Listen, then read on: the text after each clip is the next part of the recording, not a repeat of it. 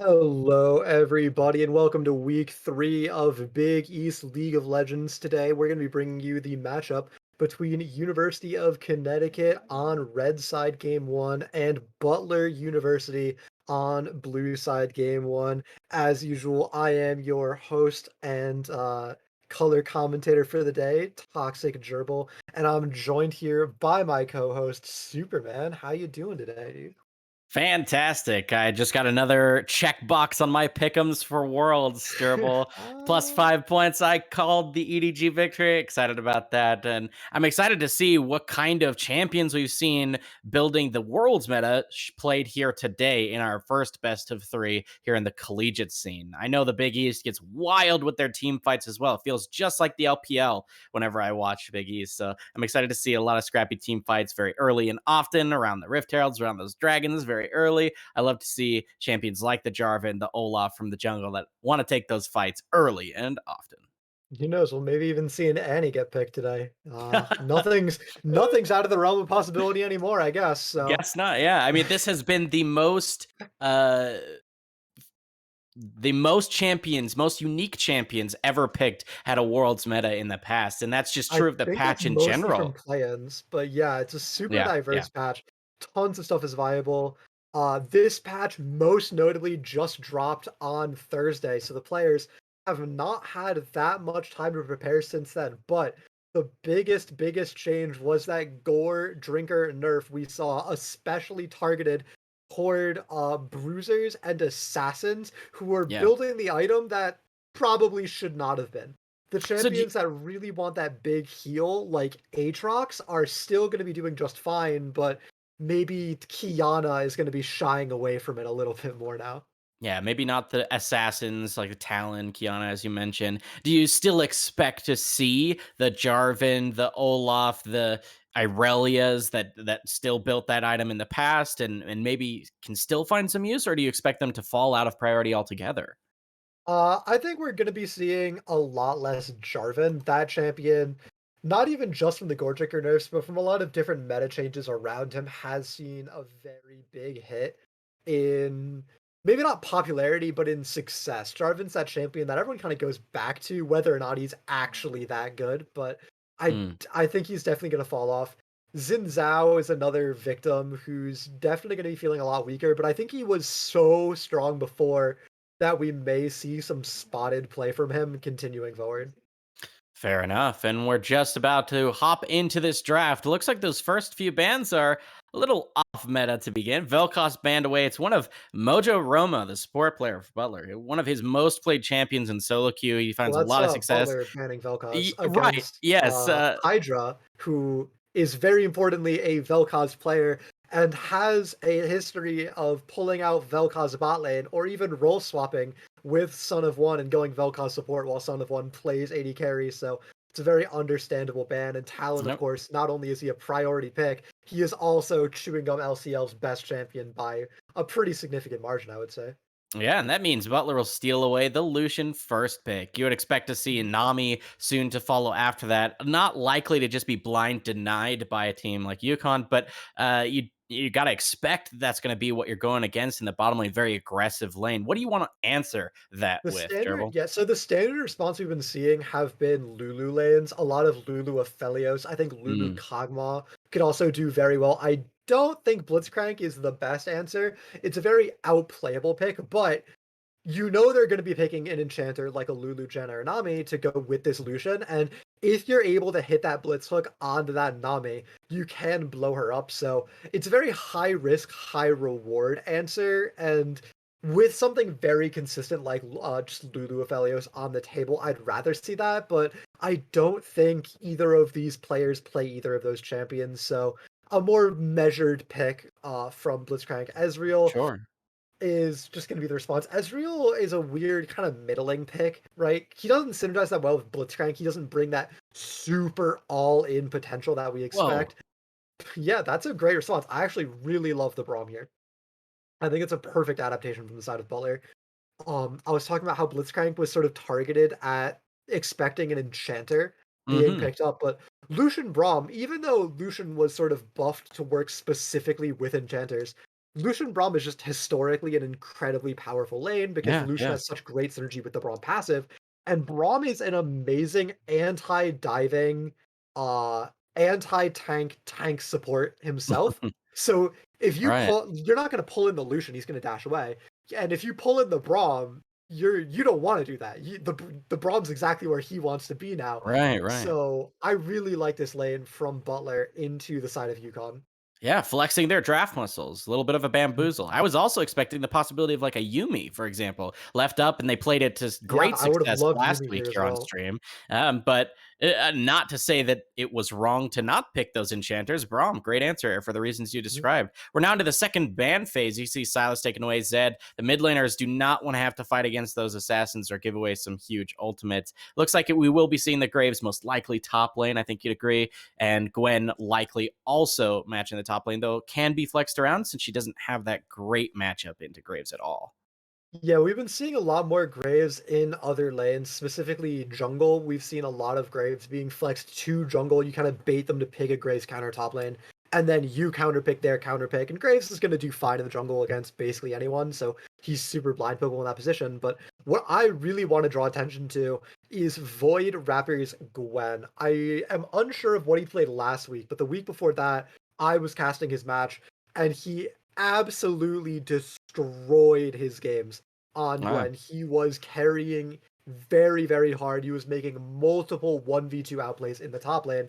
And I'm honestly kind of surprised that we're seeing it be allowed to go through and go into his hands, given how much he's willing to absolutely just blind pick this champion in any matchup. He's super confident on the Gwen, and I really don't know if Butler just has a counter pick prepared for it because Mm. Graves will win, but it won't destroy Gwen in the same way some other champions have the potential to. Right, right, yeah. And it looks to be quite a meta draft thus far. You can see Jarvan locked in for that jungle. We talked about how he's pretty high priority these days. It's starting to make me think even more and more that the Graves still will play at a top lane. You can keep the Gwen shoved in turret, maybe shut down the aggression from a great player like Void Rapper.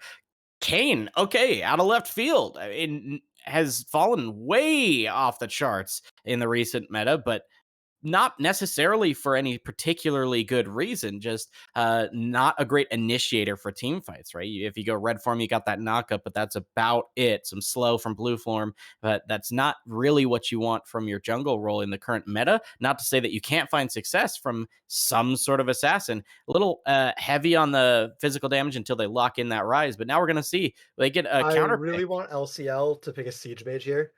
Um, something like a Corki, something like a Xerath, even an Azir. I don't know if he plays these champions. He's known as a really, really big assassin player, and Okay, Kassadin is not curious. that. I don't It's know. big for I actually assassins. It's not big as a siege mage, but Yeah, yeah, yeah. my No, main I like gripe. it, Gerbil. Here's why. Let me make a Okay, case for it. okay. Hmm. I they're heavy into the split push, right? Gwen has to be on a side lane trying to match this Graves, and it's always going to be sad because she's not going to be able to clear those waves as quickly as Graves will, and so Graves will always Hmm. have priority. Giving it somebody who's better at split pushing like Cassidon that lane assignment who can also be safe against the Graves by building something like the Frozen Heart, I think is a really smart pick. They're heavy into that physical damage, other than the very short range Rise. Cassidon's never going to get hit by Rise unless he already committed to being in those fights, right? So I actually think it's a really smart pick. You can get that Frozen Heart, be tanky against those physical damage members, lot that CDR, and you can match the side wave against the Graves. That's what I see at least. Talk to me about what you think about it. Yeah, so what I'm looking at is Butler's comp has absolutely no engage, right? Um, there's no way for Butler to really start a fight on their own terms. They really have Mm, to wait for the enemy team to come to them. And UConn kind of has a similar problem with less severity, right? Jarvan can start a fight. He's not the best initiator, especially with the Goredrinker nerfs. He's going to have a much harder time staying alive while his team comes and backs him up.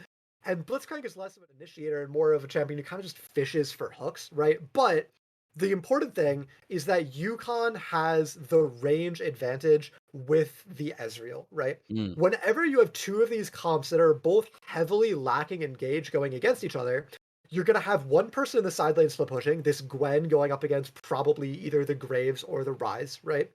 And then you need to have the range advantage in the four-person mid lane battle, right? So if you just picked something like a Xerath or a Corki into the Rise, there's no way for this Butler comp to actually get to you Mm, and kill you. So you're just gonna farm damage.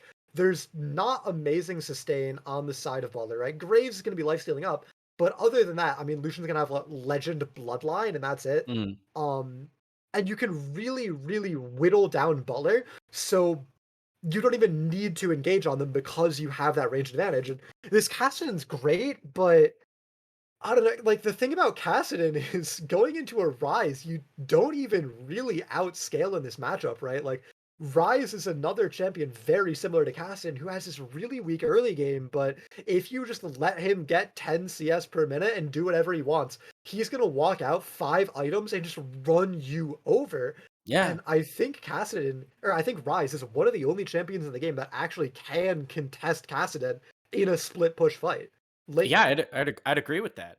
I'm looking and I'm seeing, I'm agreeing with pretty much every point you're making there, Turbo. Mhm. I don't see the engage from Butler, and that spells some very scary things from not allowing UConn to hit the point where Cassidon has 4 items, right? Mhm. Like that's just terrifying to see. But I also think there is a little bit going Butler's way in the way of range, right? Like they can actually siege some turrets pretty early or get that side push in getting plates very quickly. Whereas I don't see that from UConn. They do have that Ezreal for poke as they're setting up objectives, but you can't actually siege a turret too well without threatening the Blitzcrank hook for a full all in. And at that point, you're committing to a fight. I think by that point, there's a world wherein Butler may be ahead just from plating gold and some early rotations.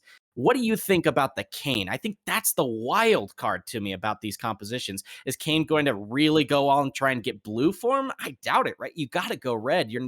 Or you're inting bottom lane to get blue form. What do Mhm. you think?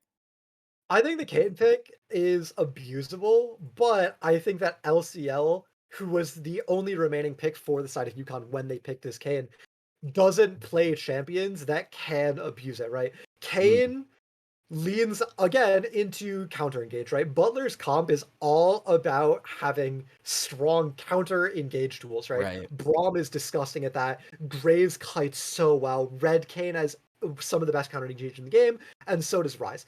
Butler is a comp that just wants to sit there and wait for you to come at them and then just be a brick wall that just like bashes your head in when you try and break it down. And UConn kind of just played into that by picking Cassidy.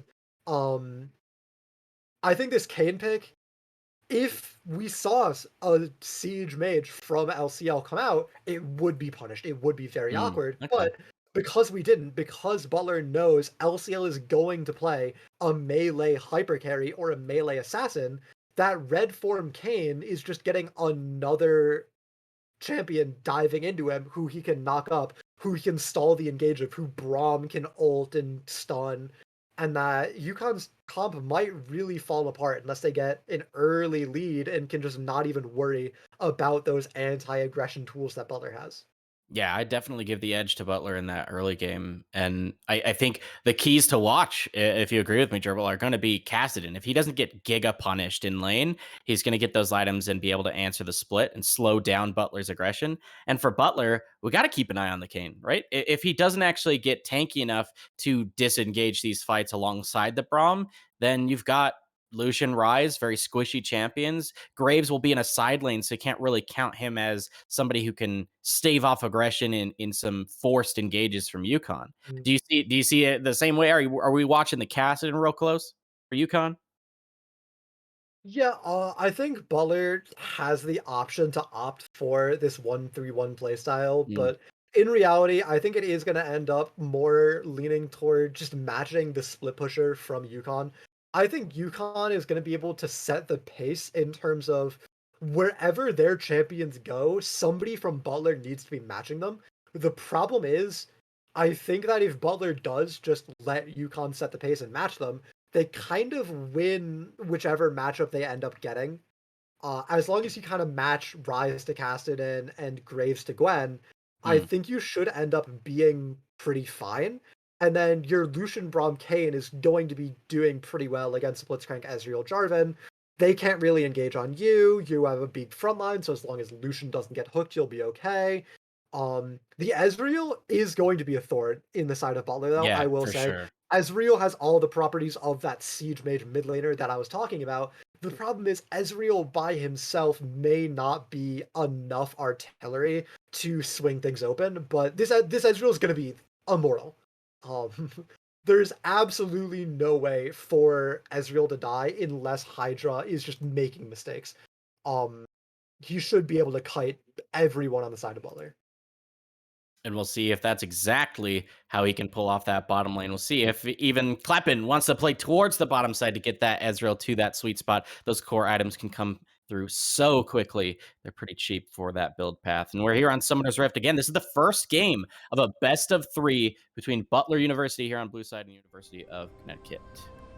Yeah, getting into this game, the place I'm looking at the most right out the gate is the mid lane and the jungle matchups.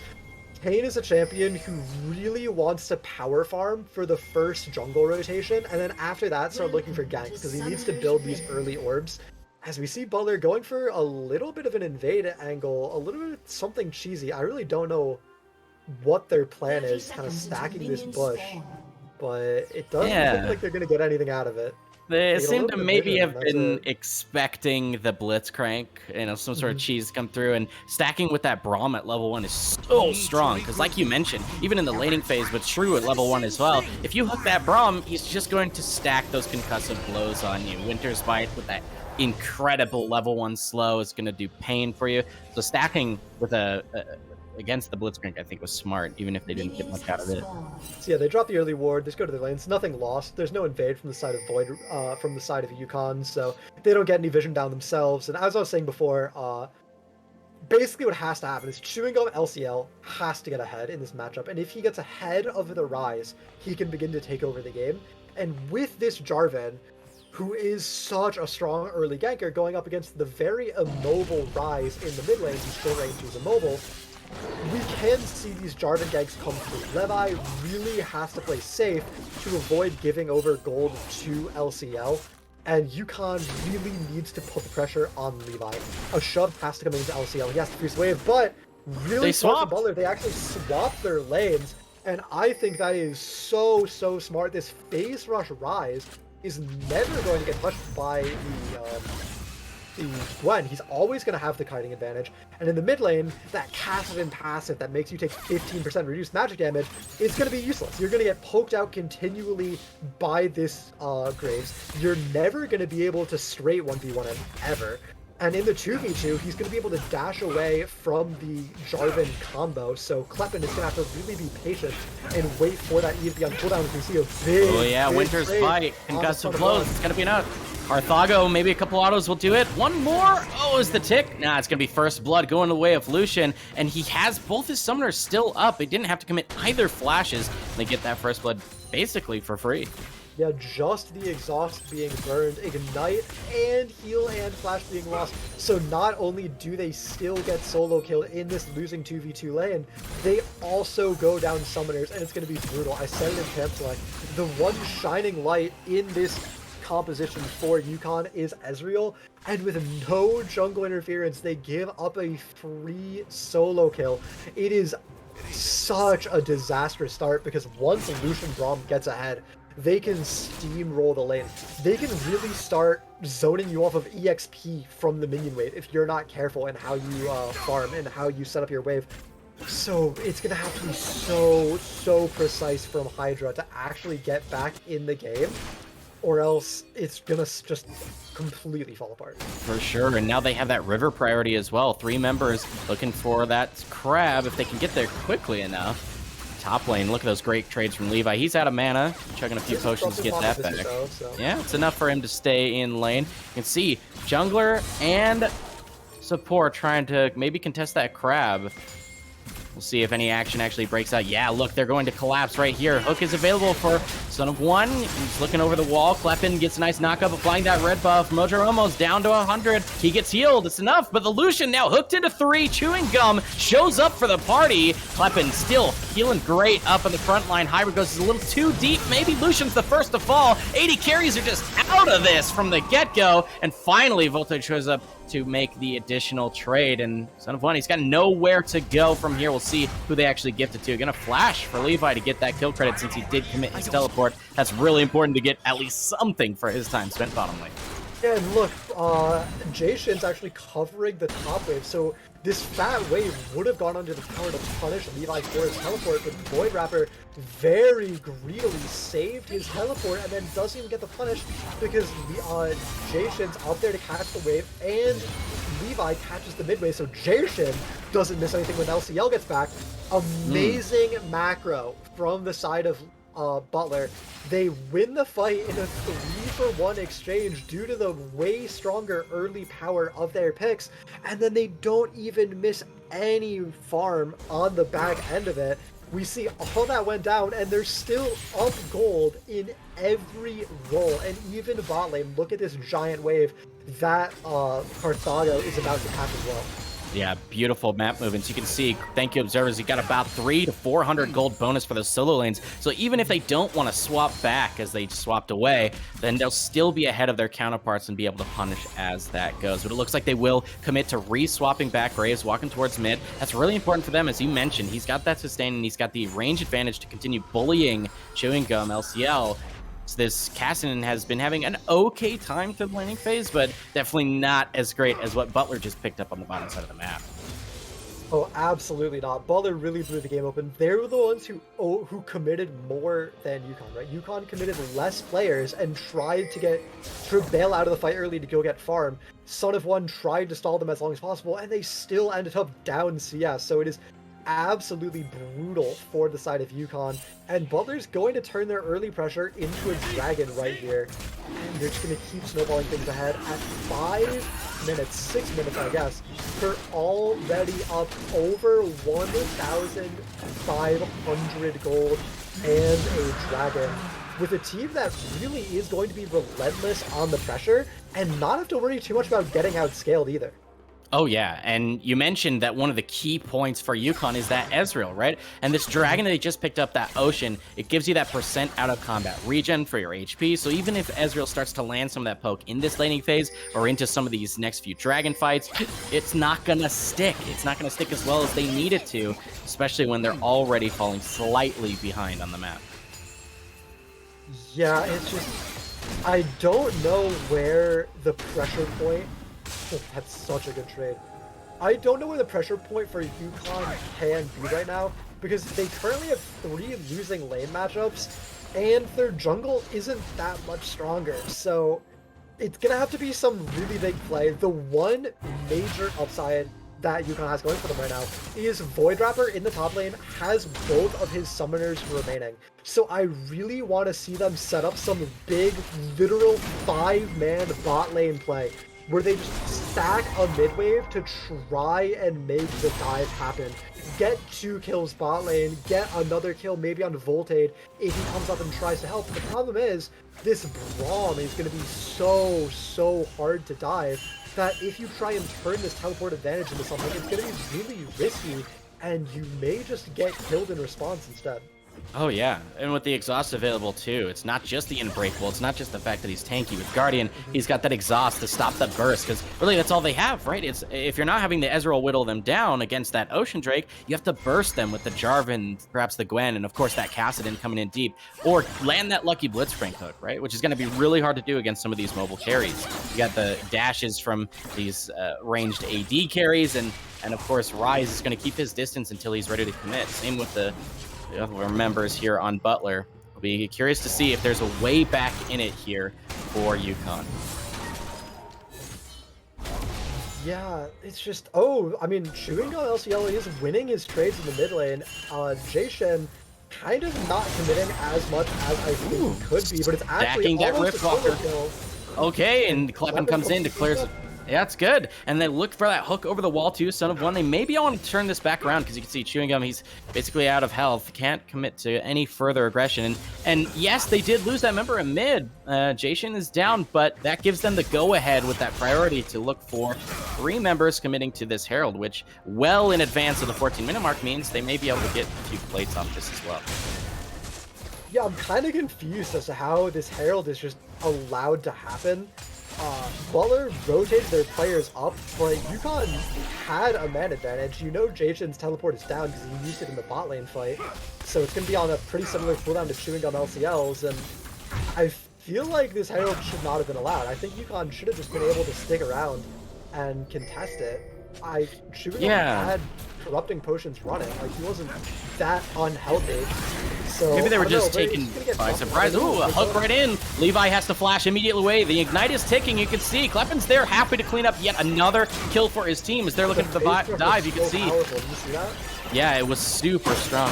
At least save off 1v3, but there you go. Concussive blows is enough. One more auto is enough, and they're going to commit the Kayn ultimate just to dodge at least a little bit of that tower aggro, and they'll be able to quickly gain a few more plates off of this, but you saw Herald is actually gone. It takes quite a while for more members to stay together and try and take down those last few plates, and it's being answered on the bottom side of the map. Yeah, the Herald was dropped really early by Voltage. Normally we see teams wait until there are only 2 or 3 plates remaining, so that the Herald will one-shot the tower. They try to go for the dive first and then drop the Herald. And in the end, Butler does actually still get the full tower, but it costs them a lot of time for a play that's kind of free to make, to just wait on the Herald. Maybe it helped them with the dive. I didn't really see exactly the state of the minion wave, but I'm not sure as... I mean, yeah, it joined a cannon, I think.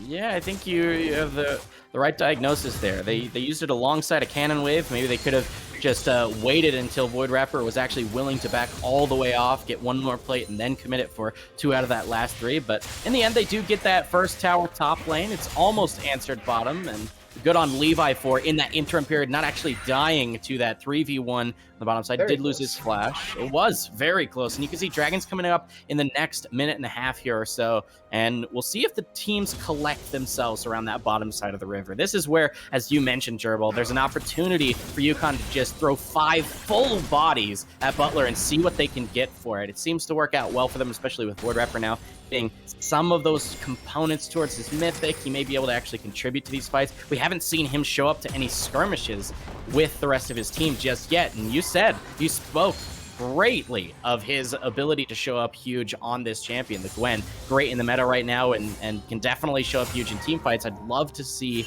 Void Rapper show up in this next fight. Yeah, I was talking before about how Void Rapper had a TP advantage, but he actually spent the entirety of Levi's TP cooldown never once using his own TP, so Levi just gets to basically get a free teleport advantage on Void Rapper. He gets an entire use of the spell that Void Rapper doesn't, and now this next dragon is going to be absolutely free. UConn has nobody here to sub, no vision control. They're just going to give it up. They're going to say, it's only second dragon. We need more time to scale, and we will be able to contest the third one, and that has to be the thought, right? Because the third dragon is the one you have to fight for. Once the enemy gets Soul Point and they can start forking you between Soul and Baron at 20 minutes, it starts feeling really unplayable as the dive is brewing. Voltage is spotted out though. Yeah, and they do have ultimate available for all members. It would be looking pretty clean to go for this. Ignite coming back off cooldown here for Son of One. They do back off since it took too long to set up. You can see both LCL and Kleppen are inching towards that side, and they do back off. Smart move there by Butler to not commit. Yeah, very good to not get too greedy. When you're playing this comp that is pretty even scaling, you're stacking objectives, you're already up 3,000 gold. There's no reason to go for these, medium percentage plays, right? If it's a 50-50 that the dive works, right, that's bad because, you're giving even chances to the enemy team when you're ahead, right? You want to be giving chances that are favorable to you. If you're up 60% of the gold to 40% of the enemy team, you want to only be taking these 60-40 exchanges that you're pretty confident are going to work. Yeah, much more confident than the 60-40 would suggest. That's what you'd like to see. Because you can see, thank you once again, observers, that of their gold lead here for Butler, a lot of it is centered on that bottom side of the map. You can see up 1,300 there for the Lucian, and similar numbers there, the same for the Braum. It's all on this bottom side of the map. So unless you're bringing more people to certainly get what you want on the plays you're making this side, then you're risking giving up that lead, and you never want to be in a position to do that. Yeah, absolutely. I'm actually kind of surprised we're not seeing shutdown starting to show up on the side of Butler. They are very ahead in most positions, but I guess the only person who could really have one is Kleppen got the blue buff, actually. Yeah, he Just did. gonna He get just out, walks though. forwards and smites, makes sure he waits for Levi's cooldowns to be gone so he doesn't get caught in the enemy jungle with his pants down, basically. You can see 3 members were ready to actually brutalize him if he committed to a fight. Smart there by Kleppen to not flag and drag in, but rather to walk out. Something I want to point out is it's 13, almost 14 minutes, and Voltane is still playing regular base Kane.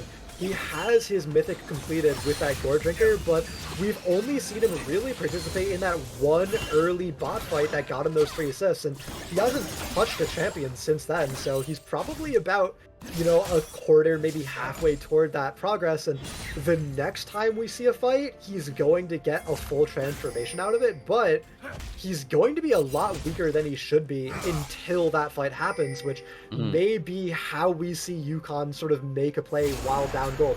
This next dragon, this third dragon, is going to be spawning in a few minutes. If we can get our producer to press, I believe it's the N key on his keyboard, we can actually see the timers on these big objectives, yeah. And at that fight, this Kane's going to be really weak, right? He's going to be weaker than the gold lead suggests he should be. And that may be the opening that we see for UConn to get a teamfight victory. But of course, after that fight, if they don't win it and the Kane does transform, it looks really bleak. Sure, yeah, absolutely.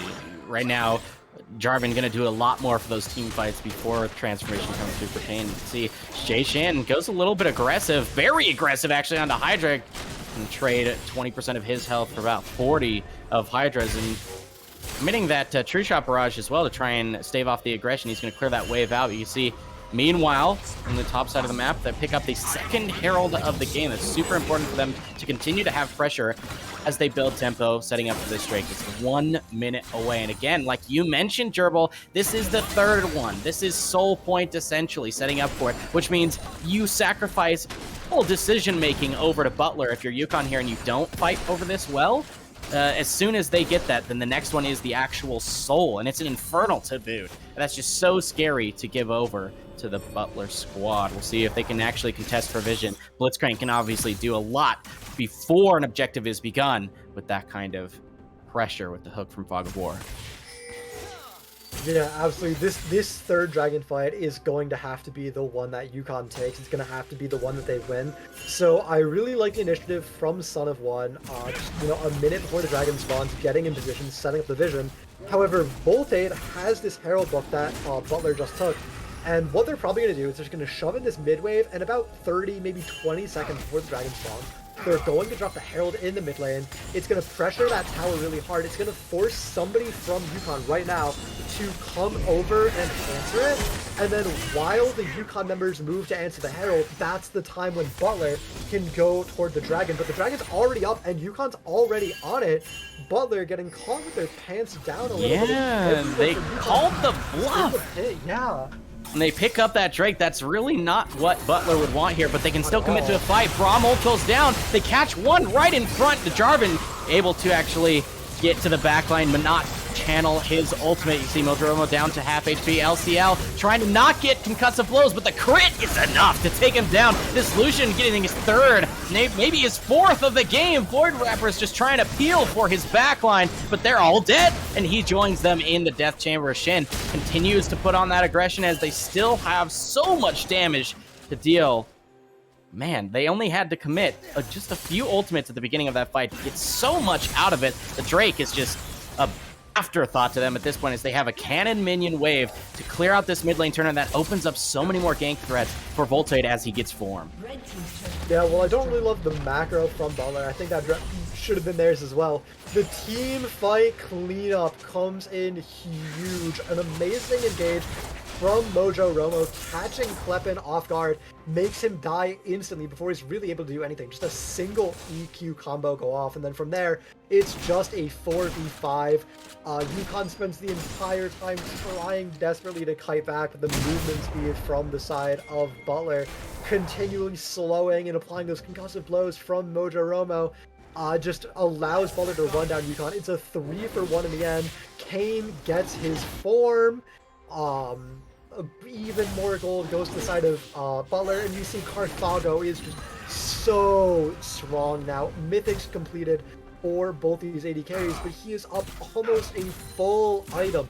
2 entire components are in his inventory compared to just the tier and the coal from Hydra. So he is so much stronger than his opponent. Over 1,000 gold ahead, 1,600 even. And he's going to be the one carrying these fights. He has the shutdown. Oh, for sure. And they set it up for this exact reason, right? They wanted to unlock that Lucian. They brought him to both Heralds. Sub 20 minutes, right? They brought the AD carry all the way up, and that's not necessarily what you'd always see from teams like this. Teleport's actually coming through. We're going to have a fight break out. Yeah, you can see Kassadin alone in the side wave, not able to have much mana left over. Void Rapper's just alone left with Reckless Abandon. You can see the Lucian. He's also in the front line. One more auto's enough. They flash forward. That's a huge shutdown for UConn, but now they're running for their lives. You can see so much of that True Grid. Shin's on the front line saying, I'm the Graves. What are you going to do with this lifesteal build? Forced to Arcane Shift away. Hydra's trying to spell weed with murderous intent. He has to just back off. Alone, cold, and abandoned underneath his tier 2 turret. Again, it's another 1-for-3 trade as LCL starts by getting caught out a little bit. He's a Kassadin. He's gonna probably be pretty fine. He can kite it out and solve for a really long time. Void Rapper tried to get in to save him, but everyone from Butler just turned and stood on top of his 2P, so he gets instantly 4-man and blown up before he's able to do anything. And then from there, it's a 5v4 fight. Carthago, importantly, did get hooked by Son of One. Very important to cash in that shutdown, but the damage just is not there from the rest of UConn, and they get run over trying to kite out in the aftermath. Yeah, the UConn, they were very quick to pick the pockets of Butler there, but Butler just turning around, smacking them with bags of gold. Works out fantastically for them. They almost get that tier 2 off of the play as well. But as the next dragon spawns, remember, this is, again, the third one for Butler. They want to set up for it over this next minute.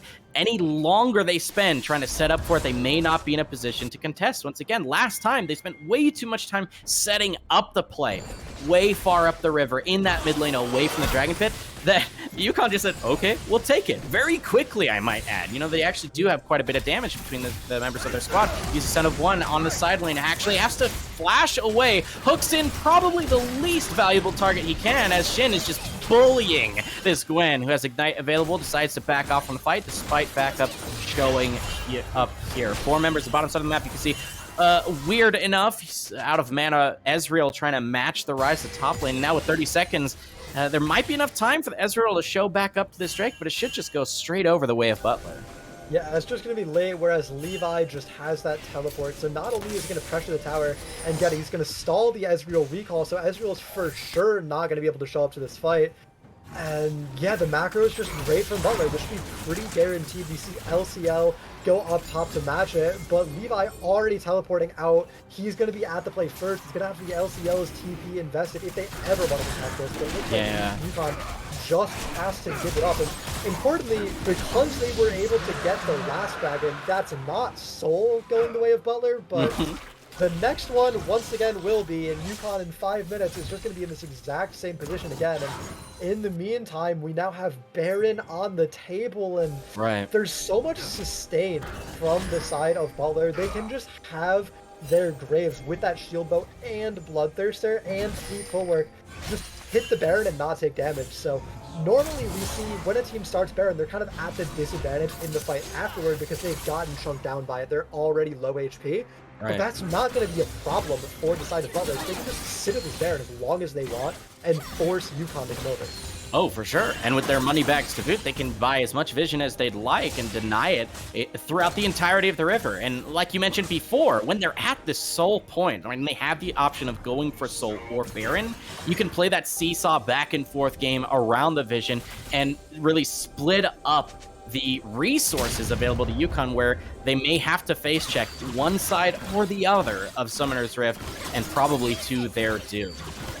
Yeah, you kind of force this scenario where Dragon is really important for your team to get, but it doesn't really matter if the enemy team gets it. So you can do this dance where you can go hit Baron, And then if you trade Baron for Dragon, you're happy. But you can also do the exact reverse, and you can say, okay, UConn, you guys can go hit Baron, but not only are we going to get Dragon, which is equally important to Baron, to our team, right?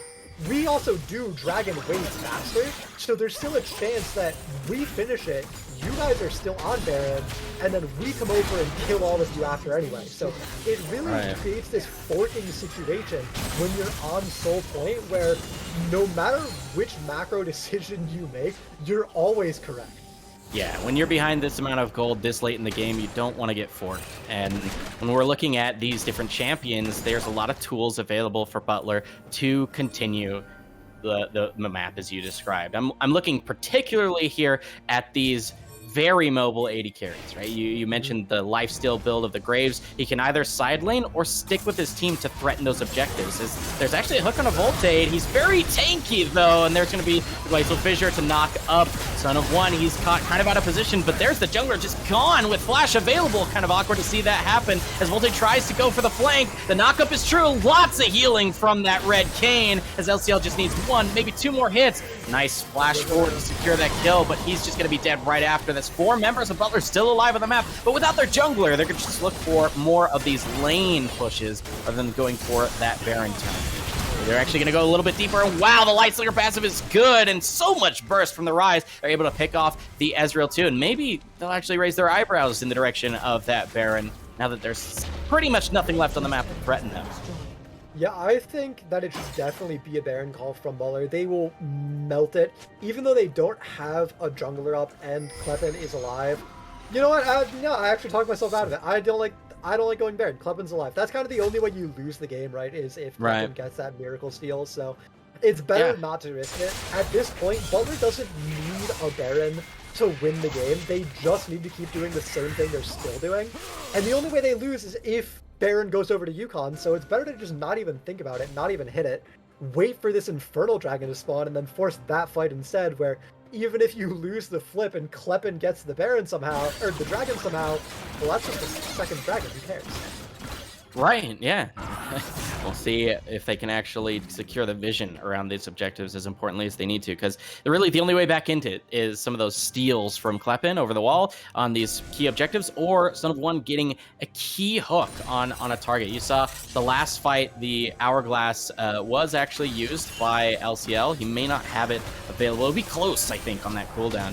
Graves actually jumps over the wall quite aggressively. Gwen's out of position. We'll see if Void Rapper finds a way out. Teleport available. There's not a lot of crowd control in her exact arena. A few more seconds of channeling should be enough, and yeah, they're out. Scot-free. Well, not quite free. But that's teleport 30 seconds, yeah. Right before a dragon spawns. That's not exactly something you're happy about. And, I mean, look at Levi, given carte blanche now to push that side wave alone with his teleport and run wave available. They should be able to secure, I think, both objectives quite handily here. Look at Mojo Romo just chilling in this bush. If he ever gets hooked, it's just good for him. So he can kind of just frontline with impunity here. Nothing from the side of UConn really scares him, as now the hook is down. There's a nice 10-15 second window where Butler can just walk up and claim control of the pit.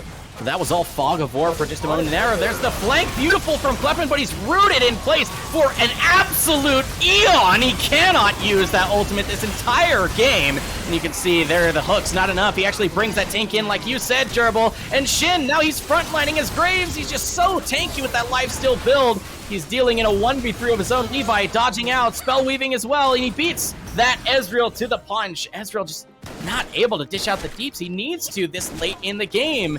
And licking their wounds, you can see UConn has to back away. The Dragon's still on the table. They're looking for blood. Butler wants more. LCL forced to actually Rift walk away. And now their sights are on that Soul. Infernal will give them so much more burst potential on those picks. But man, my heart just goes out to Kleppen. He had such a beautiful early game, but in these fights, he just gets rooted down to the ground, stuck like glue, and can't cataclysm anyone.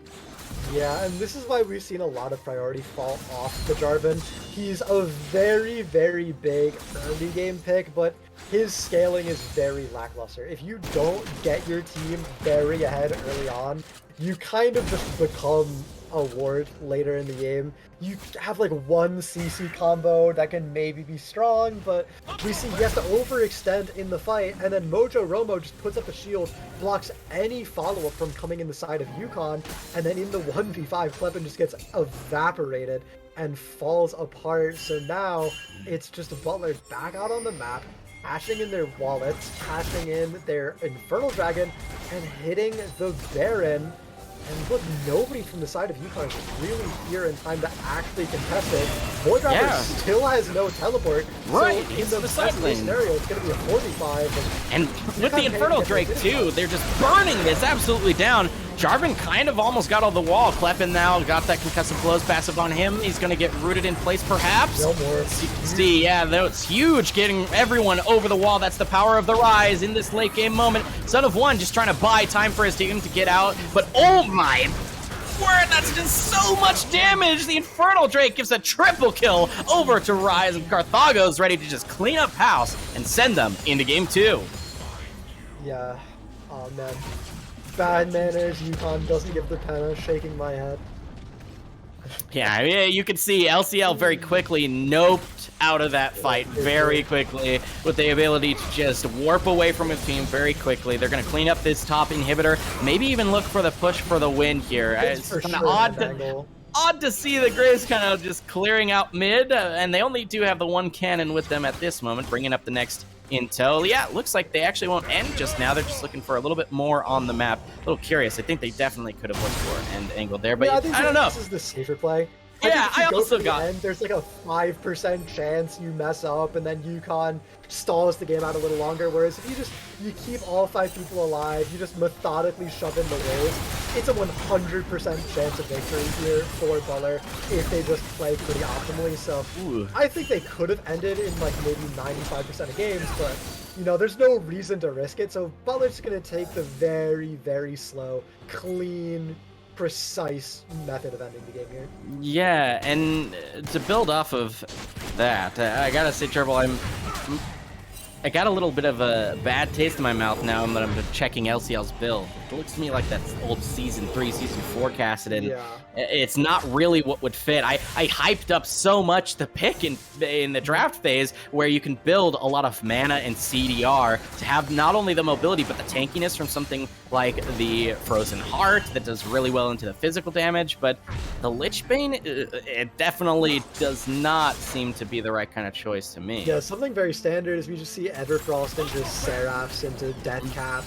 Maybe you get an Hourglass instead if you're feeling threatened, but yeah, this Lichbane and this Ludens are both very questionable. Ever since Kassadin lost the Seraph shield from previous seasons, he's had really big problems of just being a little bit too squishy, and the Everfrost is an item that people have really liked to counteract that. The health it gives is really, really useful. And you know, I didn't want to say anything. You know, I had faith in LCL. He's, you know, a really good player. So the Lichbane is kind of just a win more item. Yeah, the Lichbane. They do seem to get caught out here. Son of One, man, that's just been the story for him. Looking for those hooks, looking for the vision, but he's just got a target on his back. He's the only member who can even not actually safely, because you see what happens to him, but try and look for that deep vision as they try and defend their base. You can see Super Minions still far out in the top lane. They still have so much pressure, having taken out Son of One very quickly. That's the second inhibitor of the game, and should be enough to give them a green light to clean up these waves. They're going to realm ward to mid lane, clear out one wave. Their own wave is quite a ways behind, though. They'll maybe reset and set up around either Baron or the Elder Drake that's just minutes away. Yeah, Butler's playing it really cautious. I mean, I respect it. It's a very methodical playstyle, but I just want to see some action. I just want to see them take the 5v5 in the base that I'm pretty confident they're gonna win, you know? Right, yeah. I want them to go to one of these super mean waves and just force the issue.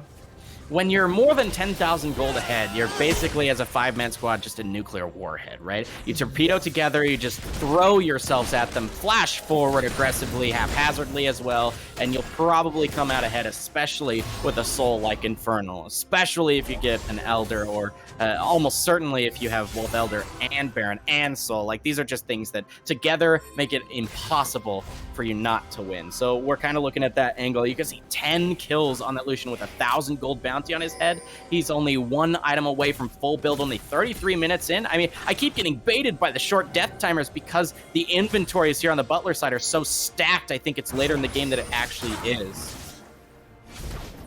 I mean, yeah, it is relatively late in the game, though. 33-33 for a team that's this far ahead. They are definitely going the distance right now. It's just, Elder Dragon is about to spawn, and it's Son of One getting caught out once again. Not gonna die, though, just gonna take a little bit of damage. Yeah, I don't know, maybe crucially. there's a timeline where Kleppen gets the steal, and then this Cassidy has a pentacle on it.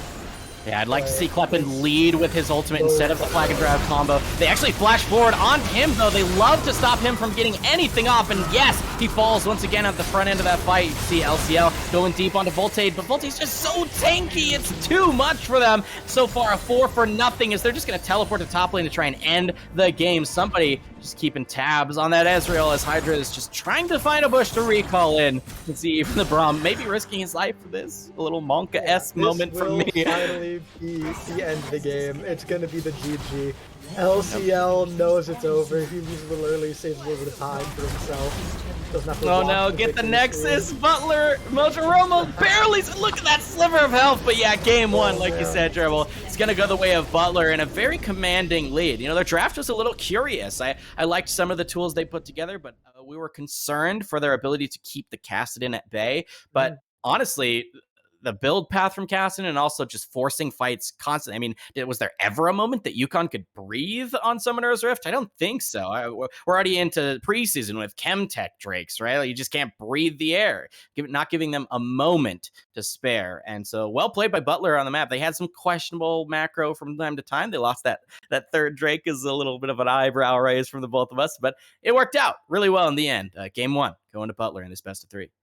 Yeah, I definitely think that Butler's draft in a vacuum didn't look that good, but I think Hmm. when you consider that the picks that UConn likes to go for, these champions, especially LCL's champion pool, I think it was a very targeted draft. I think there were a lot of champions that could have been picked in theory to make Butler look really bad. But I don't think there were any champions that UConn could have picked to make Butler look bad. So in that regard, I do actually like the draft strategy that came out from Butler. I think that they have done a lot of research into this UConn lineup, and they've spent a lot of time thinking about how they want to do things, and it absolutely should.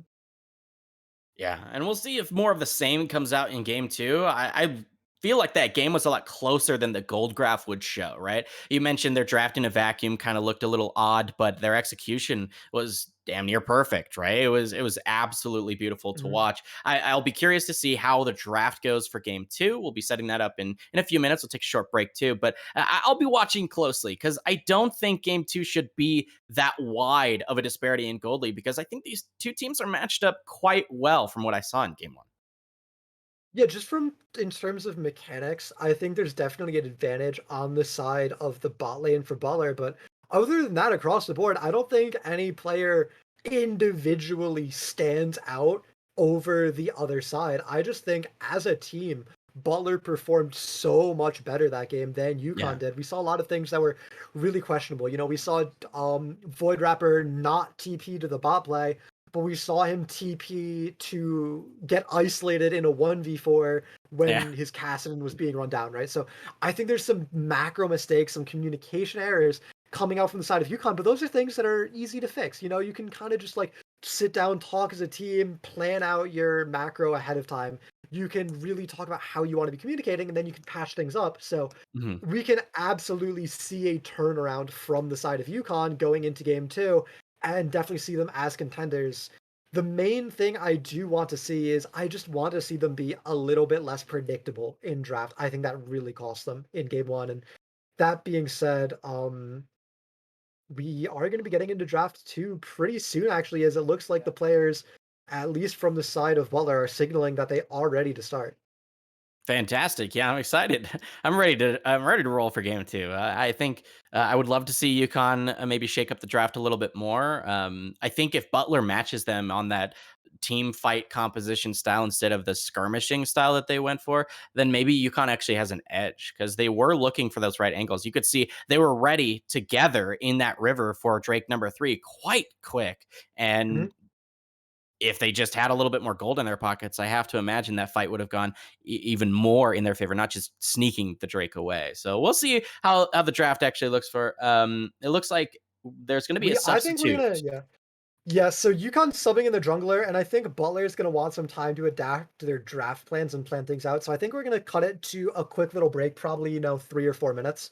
And then we'll get back to you when both teams are actually ready to draft here and they have everything figured out.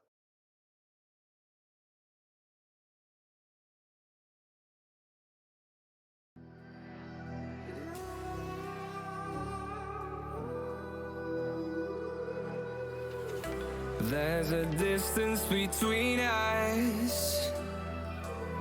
It's getting hard to reach out. Haven't seen you in seasons, but all I hear is your voice. I know my limits. You can break me down, but I'll stay till the finish line. And I've been counting minutes for quite some time now, just to see you again. And I've been counting days to get away, to see you again, see you again. Been fighting ways to get away, to see you again, see you again.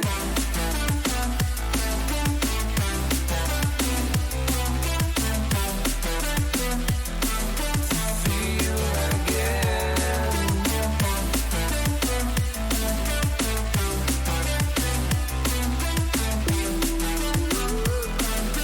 See you again.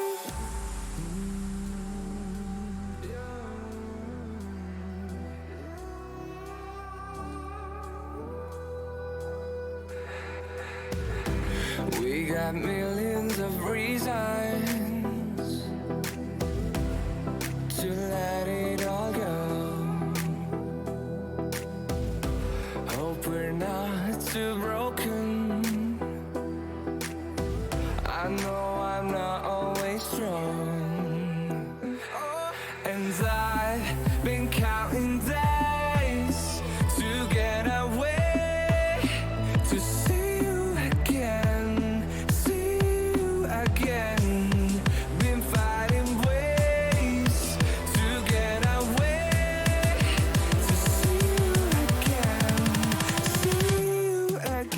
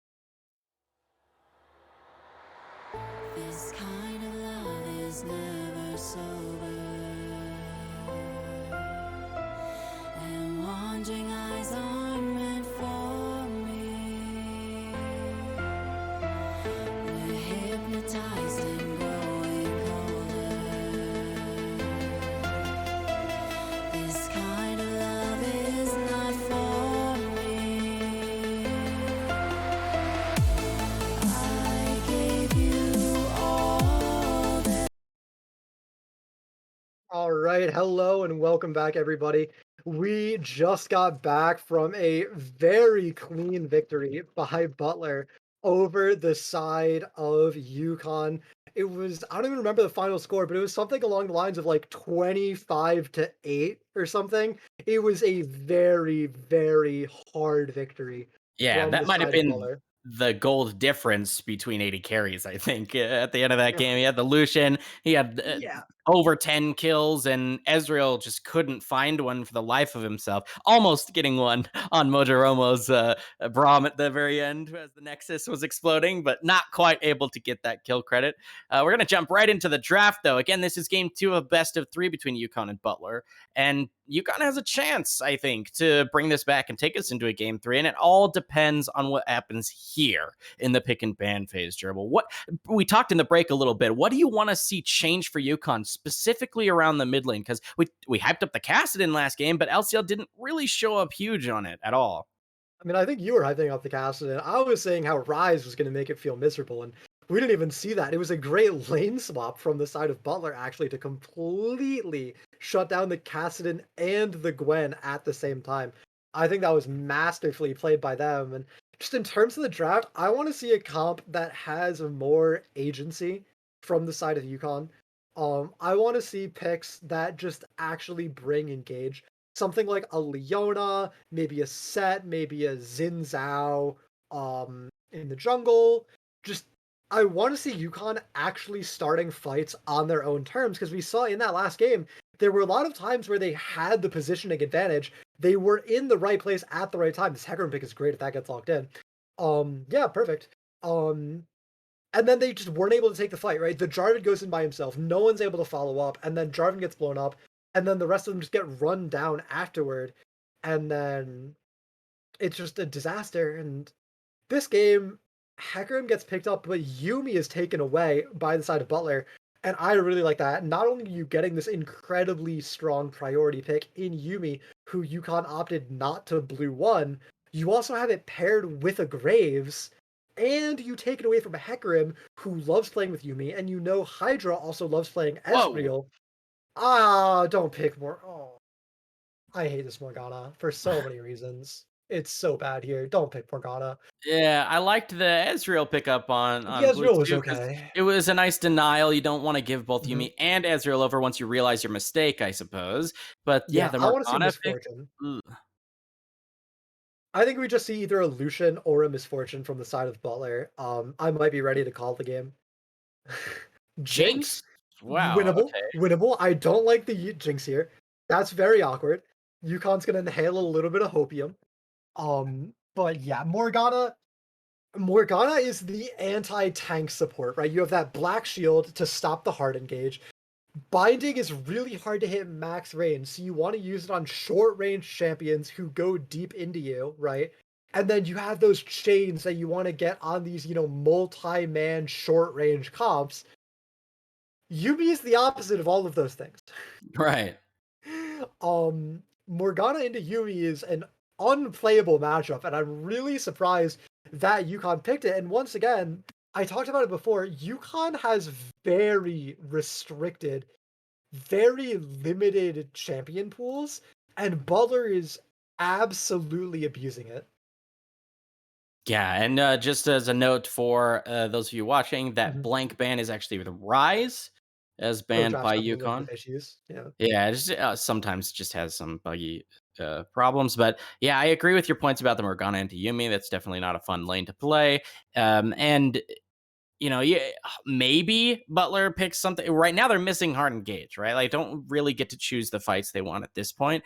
Yumi can help any sort Mhm. of jungler do that, even if they're not hard engaged. Like Xinjiao or an Olaf can kind of just like walk at you with the Yumi having Final Chapter available. But again, that's a pretty haphazard way to engage. I don't really like the King hover. I liked what I saw from Mhm. Voltade in game 1. I think he played that champion beautifully, honestly. No complaints there. But as far as the draft goes for Butler right Mhm. now, I think they're missing something. And I would call that Once something again, crowd control. we're in the exact same situation last game, right? If UConn just picks somebody with a lot of wave clear and a lot of poke right now, it's really hard for Butler to answer it. but those just aren't the mid laners that UConn plays. So they're just getting restricted so heavily by Mm. their champion pool. We're gonna see LCL lock in an assassin, a short range champion, maybe something like Irelia is bad. It's gonna be something just short range and assassinate, like the casting we saw last game, and he's just gonna get kited by Graves Yumi Kane. Echo, there it is. He's gonna get kited. He's not gonna be able to have the damage to get kills through all of the healing from the side of Butler, and it's going to fall apart for UConn here. They just how do they win a fight? They have a Fiora, an Ezreal, and a Morgana who just they can't make plays happen. It doesn't matter that Butler has no crowd control because Not anymore, they yeah. win the side lane plays, they win the team fights, and UConn doesn't have openings for themselves. Yeah, pretty painful. I have to agree. I mean, there's a world where in Yukon they use these champions that, when ahead, if they get an early lead through some miracle of coin flip early fights, then there's a world where in Hecarim's just a menace on the map, right? Mhm. What do you do against it? I mean, you can dodge over some of the walls as Kane, but Graves might get punished for his obvious choice of perma pushing the lane he's in. Yeah, there's some worlds wherein UConn might be able to run away, quite literally run with this game on the Hecarim, but I think it all rests on that pony's shoulders to get some early advantages. Because if they don't, yeah, I agree. Butler doesn't need to hard engage. They just have better champions in the current meta all around. And probably winning lanes too. You mentioned Ezreal Morgana is not going to have a good time into the Yumi. Jinx then gets to free farm at worst, and at best, she may be able to pick up a kill in the 2v2. Graves gets to free farm top lane against Fiora for the most part, and Gwen should have a relatively free lane against Echo. Maybe a little bit more volatile with a jungle 2v2, but definitely not heavily weighted one side or the other, which means Butler should get through that laning phase scot free. And if that's the case, what does UConn do? I'm not sure. Yeah, it's just there's no bot lane pressure to stop Yumi Jinx from scaling. It has to be Hecarim coming bot lane to make things happen, I guess. There's not a really hard winning mid lane matchup because Echo, Mm, he's not exactly like Caston, but he's pretty similar to Caston in terms of, that level 1 to 6 is not that strong. Like, he can get his burst combo and he can run away, but he doesn't actually do that much. Echo's base damages are pretty low. He's a very scaling reliant champion. right. So he's not going to pressure early game. Top lane, Fiora into Gwen is actually a good matchup for UConn, but how do you actually turn this Fiora into winning the game, right? You need to have Fiora be so ahead that she can't get stalled against, right? I think if you just send Graves to match the Fiora and wave clear it, you can't fight the Fiora, but she won't be strong enough to straight up dive you under your tower. So you get into this kind of stalematy position where your only strong point for the side of UConn is stuck in just limbo against the enemy Right. team. Yeah, I mean, again, I could see a world wherein UConn can get some crazy lead if it's on the Fiora as you just described, and she got the Tabby and her core items as well to split push. She may actually be able to threaten the Graves if he's the one matching. Less so maybe on the Gwen, and just kind of cinch away. Freyr is always going to be scary in that side lane, though, so something to watch for. In the early game, though, I imagine Butler's just going to play around bottom lane, right? They want to unlock that Yumi, put him on Kane, and just kind of run away with the game. Or Graves, if he is, Mhm. as you mentioned, is a possibility, could be playing through the mid lane instead. Graves can just shove in mid and have so much priority to run around the map with Kane, and then add a Yumi to the mix, and geez, it's just a 3v1 wherever they go, and that's just painful to watch. We'll see what Butler's early game strategy looks like, and if UConn can kind of answer it, because maybe they could either go for dodging that and just have Hecarim run to the side of the map they don't expect for Butler to show on or show some extra pressure, excuse me, or they may set up for it and deny vision and counter gank something. I don't know if that goes as well. This is a volatile game. I really do, like you were describing, Gerbil. I err more on the side of Butler running away with game two here, with their draft being superior. But there's a world where in UConn they've got some skilled players and they put up a relatively good fight for also kind of losing draft last game and losing to Shopkeeper too. I gotta say. Yeah. There's definitely a world. I think we can never count out this UConn squad. Mm. Void Rapper and Chewing Gum LCL are both very skilled mechanical players. And if they're able to just raw outplay their opponents and get leads for themselves, they can overcome comp diff, right? If you get a Black Shield on a Hecarim or a Fiora or an Echo running into the team, they can really take things over. They can just stomp the enemy team with no counterplay, but you need to be like 5-0, 5-1 for that kind of play to happen. And as long as Butler plays respectfully and just chills and waits until 15, 20 minutes, it's never going to happen. And then from there, this Yumi is going to kick in, this Gwen and the Graves are going to kick in, and there's just going to be way too much health and sustain on the side of Butler for UConn to actually be able to work through it when they can never lock anyone down and focus fire them because they are lacking so much crowd control. Right. Yeah. And you mentioned it's the mechanical prowess of some of these UConn members that may give them a little of a boost over their counterparts on Butler's side, though it is still inches of difference, I would say. But you said they may have to stomp their lanes and run with the leads they get. That kind of just spells out that solo queue experience to me. And from what we've seen over the last few weeks, this is now into week 3 here in the Big East Conference. We've seen Butler, they clearly put some practice time in during the offseason coming into this semester. They have been training as a squad with pretty good macro. I mean, we nodded our head at a few mistakes they made in game 1, but they've put in practice and it shows. So there may not be as many opportunities as there would be in solo queue to pick up those free kills, so to speak. Yeah, it's really impressive how much Butler is kind of able to just like take a stranglehold on a game, right? Like we always keep talking about this like one dragon play that went wrong for Butler, right? And Well, the reason yeah, we do is because it's the only play that went wrong for the side of Butler last game, right? If we ever right. want to say like, oh, does Butler have a weakness? There's only one, so we have to talk about that one if we want to talk about any of them. And Uh, that's really scary for UConn because Butler is looking very practiced. They're looking very clean.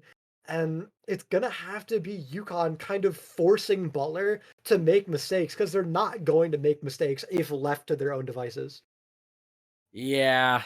And strong comms, it looks like it too for Butler, where they're practiced in not just their execution, but their communication around those objectives as well. There was a Mhm. couple times where both you and I got baited into thinking that maybe they would go for some sort of play that they wouldn't, and realizing very quickly after the fact on our comms here on stream that the play and choice they chose to make afterwards was much more sound, much more informed, and well practiced. It shows in their decision making as a full 5-man squad. So as we're loading here onto Summoner's Rift, remind you this is a best of 3. There's always a chance we could go to game 3, but game 1 was picked up by our boys here on Red Side. Butler University taking game 1 off of UConn. And if you stick around on the stream, both Gerbil and myself will bring you the next matchup. It'll be Marquette against St. John's. So stick around. This is, again, game 2 of this best of 3 here on Summoner's Rift. Yeah, very interestingly, we see Cleanse coming out from Carthago, which I actually think is very smart. Typically, we see Cleanse when either the enemy team has a lot of CC or almost no CC. And this is one of the games where the enemy team has almost no CC, and it's kind of backwards logic, right? You think if the enemy team doesn't have a lot of CC, why do you have Cleanse, right? And the answer is the only thing that can ever crowd control Carthago is this ward binding or maybe a lucky parry or an echo stun, but like mainly it's just the ward binding that can crowd control Carthago, which means if you have Cleanse, nothing can crowd control you. All right. And you can just go wherever you want. Additionally, it can be quite effective to cleanse away something like the Ignite so that the healing from Yumi can come through and you're just that much Absolutely. safer, which you can only imagine you'll get double value out of if someone's not expecting it. You know, you get the binding into an Ignite play because they're trying to all in. You just get rid of the crowd control and the dot plus healing reduction. It's quite a strong play. There you go. It's the Yumi start. Gonna donate 10 gold to her AD carry by starting out with that control ward. Unfortunately, that means there'll be full knowledge here on the side of UConn that there's a control ward in that river. You see it get pinged out. This is the advantage of the cat on the book. Can start with that instead of the consumables. She won't need those in lane. Yeah, it's actually going to be gold, possibly going over to LCL here, but he's actually missing his early lane prio. We see Levi already in the mid lane, hitting the minions, and I don't think LCL will miss EXP for it. And if he doesn't, it actually means he will hit level 2 off this first wave. But in this matchup, that doesn't actually matter all that much, as he's just zoned off of the farm anyway. Yeah, level 2 on Echo can be quite strong. So you can just phase dive right at you. Hit level 2 first though, and LCL can't even touch the minion. Yep, and then trades in bottom lane as well as top. Just a classic. Yeah, there's the level 2 for Levi, like you mentioned. Nice slow to keep him at bay, but on the bottom side of the map, it looks like Butler will also be the first ones to hit level 2s. They've got a little bit of a minion advantage. You can see proper Yuumi gameplay. I'm an aficionado of the cat on book myself, and the worst thing you can ever see is a Yuumi that just sits on any sort of champion for forever. You can apply so much pressure by weaving your autos in, using your passive properly, and then of course, look, zoning. And you never would see this from your solo queue Yuumis, but Mojiromo practiced on this champion and of course with his team. Yeah, there's sort of this misconception among the community that Yuumi is a useless champion in lane who only plays to scale, kind of like a Sona would be, but Yuumi is really, really aggressive in lane. She has these very degenerate trading patterns where she doesn't care at all about her health bar, so she can just int to run at you to get like 2 autos off, and then just go back to her AD carry, and you never even want to trade back with her, so you just have to let her get the pressure on you. Yeah, nice trade there for LCL though against Levi. Gets the stun off in mid. Trade equal health bars at the very least. Woodrapper's got a little bit of a slow push happening top lane. You can see Hecarim inching towards there as well. Should be able to easily secure this scuttle into maybe looking at the ability to pressure this, but will more likely just recall, reset his first purchase, and start to do more of that clear on the bottom side of the map. Yeah, with a Hecarim on one team and a Kayn on the other one, I think we're going to see a pretty boring early game. Both these champions really like to power clear for, you know, the first rotation, maybe the first 2 rotations. Get some EXP, get some gold in their pockets before they look for these early ganks.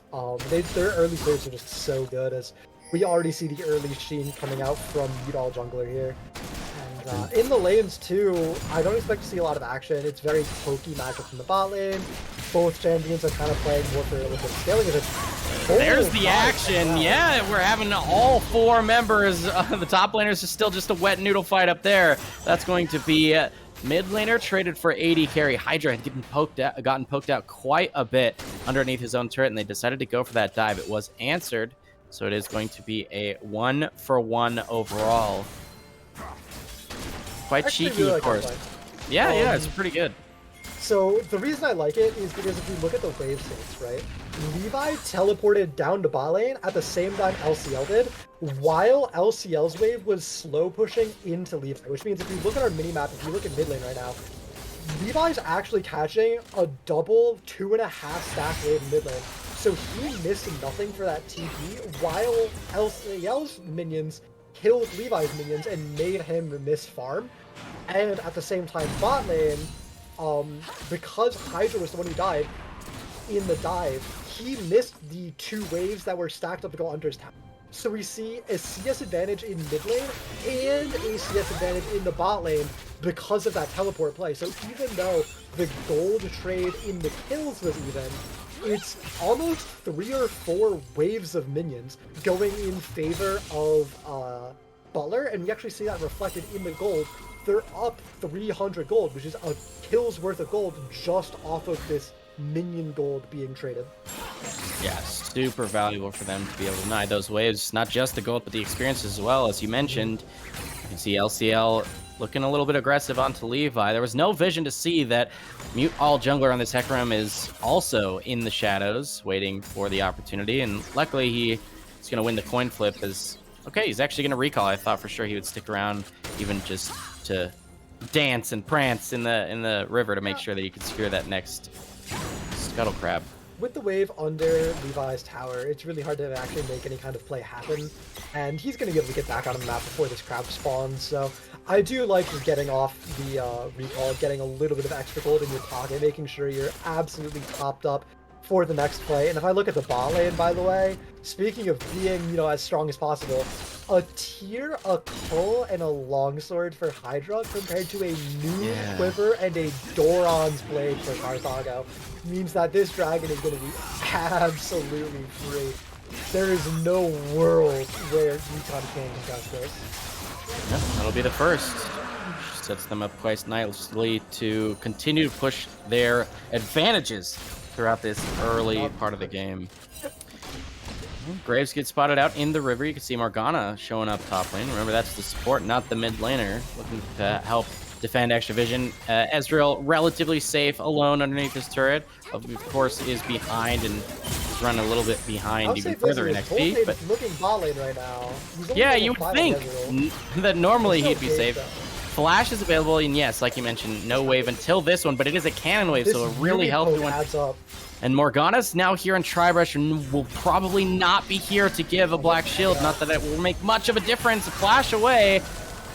No heal available, actually. Arcane shifts into the zap. That's got to be painful, as now Son of One's all alone with only the teleport available from Void Rapper, who's doing their darndest to try and push up that wave in top lane, which would be a disaster if they're left alone. Levi's going to get actually feared back. Knocked, too. That's really good. LCL trying to put it in the... There's not actually Ignite that will come through. I was curious what that was. The red buff ticking away. Not enough damage, though. Levi gets out, which is really great on a flashless champion like that to be able to get out of dodge. Yeah, look at this.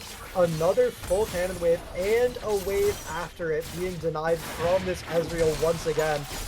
Hydra is down over 20 CS as Carthago walks away from the play by Son of One.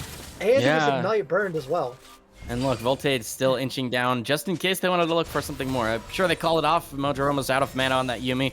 He's got a lot of camps to clear too. But now with so much pride on the bottom side of the map, you got to imagine not only is that next Drake probably theirs for free too, but now with level 6, even though the ultimate was just used, Mojoramo on this Yuumi is going to be unlocked. You can hop on Voltade there on the Kayn or move to help Levi have a little bit safer of a matchup here in mid and roam around. I expect to see the Yuumi make a few more plays or stick right on the Jinx. Jinx great at burning down those plates, but it looks like she will detach and look for another pal. Yeah, detaching at least just for now. Something to note is that Mojoromo is going for this lower damage, more utility-based build. We've seen a very big rise in just building Ludens on Yuumi, going Ludens death cap full damage.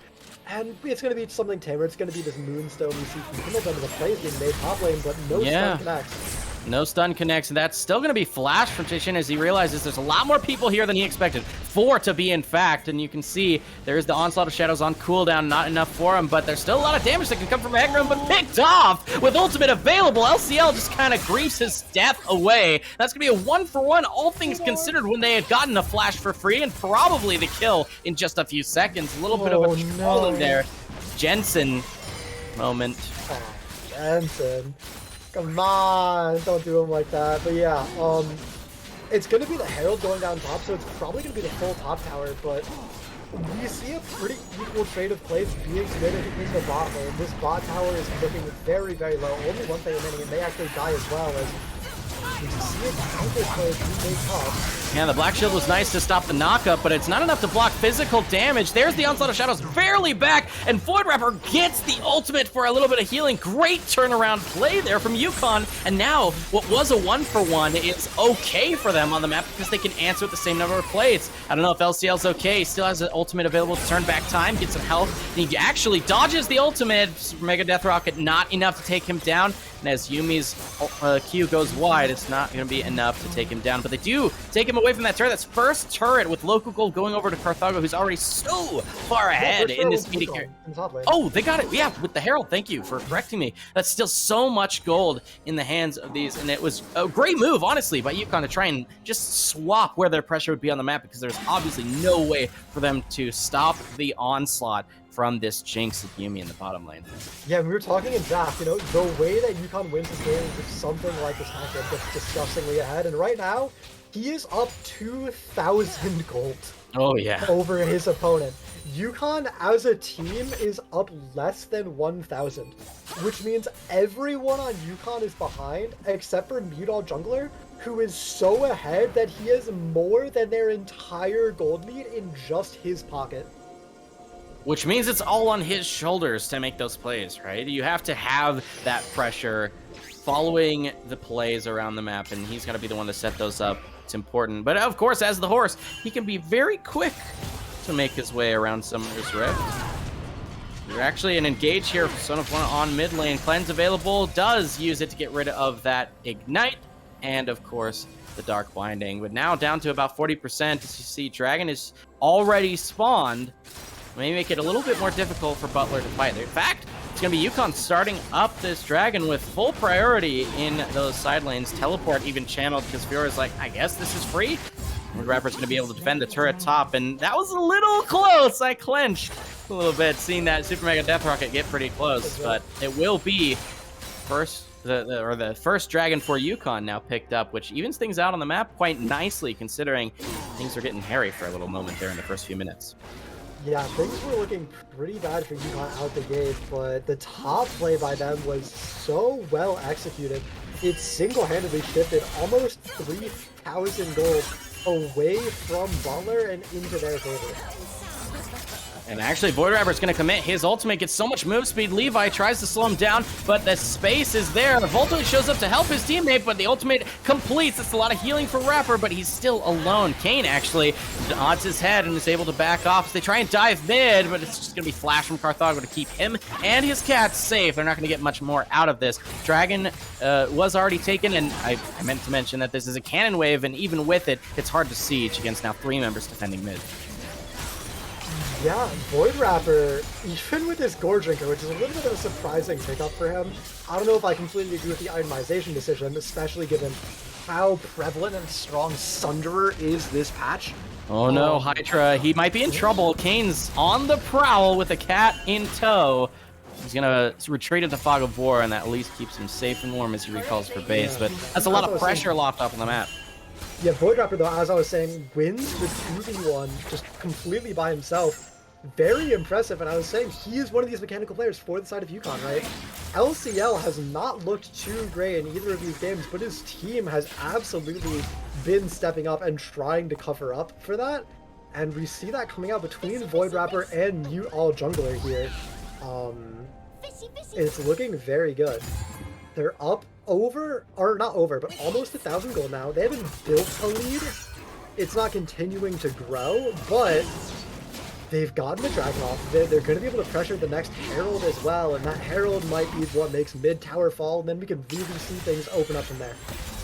Absolutely, and that's what you want to see if you're a fan of UConn, is a game like this in Game 2 where they're not getting set behind early. In fact, they're keeping their head well above water. They're even at that lead, as you mentioned, Gerbil. And I want to see this kind of aggression. It's beautiful as they get the fear. They knew the cleanse is on cooldown. They pick off the Jinx. It's a quasi-shutdown as they take that important member off the map. Son of One not actually able to connect his ultimate for long enough to get the stun. They go deep. LCL might have to ultimate out. Yes, stays safe, but gets a little bit of return damage as they're now sieging that mid turret. The wave is basically gone as there's a root there. Oh my goodness, this was just deleted against the wall. Had nowhere else to go as he was rooted in place by Mojo Romo. They're looking for a little bit more aggression. You can see Jason so much healing with his own kit and the Yuumi. Now they're the ones with pressure in mid, and they're going to rotate, maybe clear some vision. Rooted in place as Voltoid as LCL goes deep, gets another stun, but I don't know if they have the damage to finish this off. The Hecarim's so strong. Ulting in is Voltaid. He's going to stay super healthy with that. Oh, all right, Gore Drinker is kind of busted, but he is actually going to fall. Now Void Rapper shows up, as he has said, he's the MVP at this moment for his team. Not able to hold on. 200 health. Nice riposte. A flash over the wall. He might be able to get away, but oh shoot, yeah, that's too much of the prowling projectile to slow. Levi's got so much space, but he doesn't have enough movement speed to close that distance. Blinking health bars there for UConn as they lick their wounds and walk away. They're going to lose mid-tower 1 for this. Yeah, they're going to lose the fight 1 for 2. They're going to lose the mid tower as well. And now gold is back to being a dead even, but scaling once again on the side of Butler. This Yuumi is such a problem. It's so weird that it was given over by blue side, but I guess it's just not something they were thinking about. But with no crowd control on your team, it's so hard to actually lock down the person that the Yuumi is sticking onto, which means they're going to be able to get that move speed and that healing and just continually kite you out. This Graves, every time he autos, is going to be healing for 100, 200 health. The Yuumi E's on top that are going to be insane. The Moonstone, it's just going to be so impossible, even with all of the damage from the side of this UConn comp.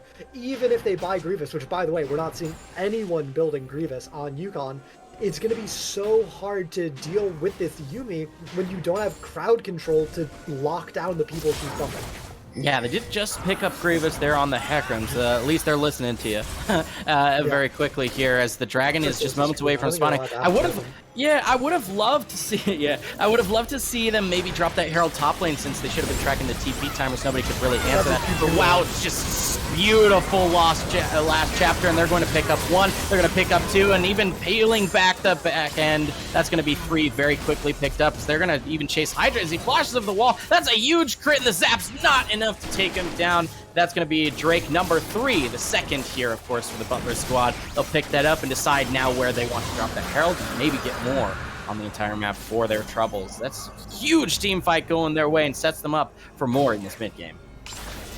Yeah, Mojo Romo, so good this game. So good last game as well. I feel like he was doing a great job on that Braum of setting up his team to make all of the plays happen.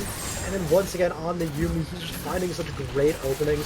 A 4-man Yuumi sets up a 3-man Kane stun, a giant Graves first combo, and by the time anyone on UConn is able to move, they already only have 300 HP, and it was a little bit of an attempt at a turn from Udall Jungler, but it was way too little, way too late. A 3-0 victory for UConn, and the Dragon as well. Just a little bit of a cherry on top. It's a 2,000 gold lead for the side of Butler once again here. They've built it up again. They've completely turned it from the 1,000 that UConn was ahead just 3 minutes ago. Yeah, for the point we are in the game, it's a huge gold swing over to Butler, and you can see they're even clearing out their camps, looking for the next item components for them to have for the key next fights. And we expect it'll be around that Dragon. We talked about it in game 1, the same point I'll ask you to make here again, Gerbil, about the importance of a 3rd Dragon being picked up by either of these teams. Yeah, so the thing about the 3rd Dragon is that once you have the ability to threaten taking the soul, you put your opponent in this really awkward position where if they give up Dragon, it's disastrous, but if they get Dragon, it's meaningless. So you can do these really great macro decisions where you can start hitting the Dragon, and then the enemy team has to come to you in the same way that when you start Baron, the enemy team has to come try and stop you.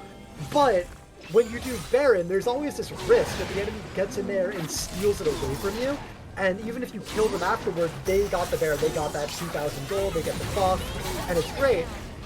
With Dragon, that doesn't happen, right? It's completely full risk, no reward, to just set it up, or for the enemy team to try and steal that Dragon away from you. So you can just completely put your opponents in these miserable scenarios where they have to go for a play where if it works, they gain nothing, and if it fails, you win the game. So hard to respond to those kind of decisions, right? You're forced basically between a rock and a hard place. No Malphite in this map, though, to be able to actually hard initiate when you are without options. And look, they're maybe looking for a dive. It's going to be a 2v4 on the bottom side of the map. Kind of awkward that fight around this so aggressively when nothing else is available on the map. TP behind them now as it turns into a 4v4. You see Gwen's alone on the top side of the map. They actually get a great flank there onto the carries. Celestial's forced to ultimate back, not to get picked off at the very beginning. Son of One also so very, very squishy. Outside of that hourglass, there's just so much healing. Yeah, that's the utility. Yeah. We saw Udall Jungler are out of the fight, right? He got blown up, and then even when Son of One tried to Predator Flash onto the Jinx, right? She just gets a Yuumi heal and then flashes away herself, outruns the chains, And then once that's down, nobody on the side of UConn can even get close to Carthago, and you can farm the fight, have so much damage, and turn it around. Yeah, they weren't able to pick up the kills that they wanted. At least they're aware, as you mentioned, that they did get the flash from Carthago. That may be a small window of opportunity for them in the next fight that'll break out. But you have to say at this point, it's looking a little bit bleaker and bleaker for the side of UConn, as they haven't made the most of the last few fights they've taken. It's been Butler coming out on top, and you can see now 2 core items completed by pretty much everybody on the side of Butler. It makes them so much harder to beat, and the damage coming through from this Jinx onto multiple members, especially if the Yuumi is attached, just giving her free reign to auto so quickly, it's going to be really hard to stay healthy, as there's not a lot of health picked up yet on the side of UConn. Yeah, and I don't think there's going to be a lot of health picked up in the future, right? Maybe Udall Jungler gets some, but other than that, right, we see Hydra committed to this Essence Reaver build. That's a very damaging build. It's not, you know, the Divine Sunderer, Frozen Heart, tanky build. Fiora also committing more into healing than she is into, you know, durability. Once again, she's also not opting for that healthy Sunderer build, so it's just going to be squishy all the way down for UConn, and they don't have the damage to win a fight, they don't have the survivability to win a fight, they don't have the crowd control to win a fight, right? How does UConn actually make a play happen? I don't know, it has to be a full burst combo onto somebody getting caught out by like a North weapon. Yeah, UConn's gonna proc the Drake to try and bring it out of the pit so it aggroes. A little bit of chip damage away onto Butler. There's the Ghost from the Hecarim, as he's the only way to start this fight. If he's going to, he finds actually a few members. The Fear onto 3, but he's immediately deleted. Jinx is now excited, as you can see. LCL goes way deep, and the support will get that kill credit. Maybe they'll get a few more off this. The flash forward, Void Rappers doing so much for his team. He gets 2 on the back line. And of course, Shin's gonna be able to quickly and easily pick up this straggling support player. Levi, of course, has a cat on a book attached to him, gets healed back up basically to full. They can push this wave out and still have cryo on that Drake. It's a 3v2 here on the side of Butler, and this lucky crits already. He's only got 40%. That's rude. It's enough to actually take down jungler LCL without that ultimate available. Hydra, yes, be careful. That red buff will slow him. Same with the prowling missile. That's too much for him, as Hydra's got no tankiness in his build. One more will do it. That's going to be 2 kills quickly, back-to-back picked up. Even on top of that Morgana for Shin, is now he's 7, 1, and 3. What a dirty pick of Graves in that top lane. Cat on the book to boot. Levi's picking up that Drake as a little cherry on top, as you called it. Gerbil, I don't see a lot of light left down at the end of this tunnel for UConn. Yeah, that kind of had to be the play, and it looked really good at the start, actually. Udall Jungler got an okay engage, not an amazing engage, but an okay engage onto Carthago. Crowd controlled him a little bit, burned his cleanse, right? And then chewing on LCL went super deep to actually kill this Jinx, who was carrying the game, putting out a ton of damage.